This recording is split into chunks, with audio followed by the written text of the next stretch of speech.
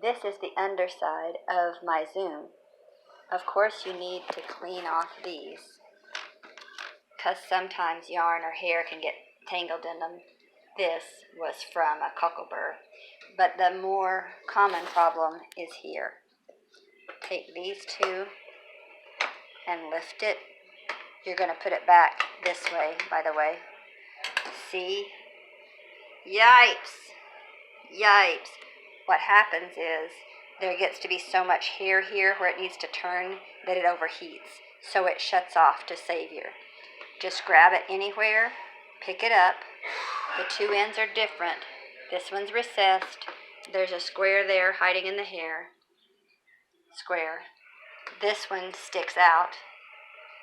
There's a slot there with the gunk. Use all your might and maybe tweezers to pull all that out. Use a brush and pull that out. This is also the hard part. This is that square end. All that, I'm probably going to have to use a combination of scissors,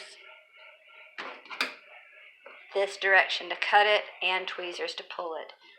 Same on this end. See? Then put it all back together. In there, tabs, slot, in there, snap, snap, should be ready to go.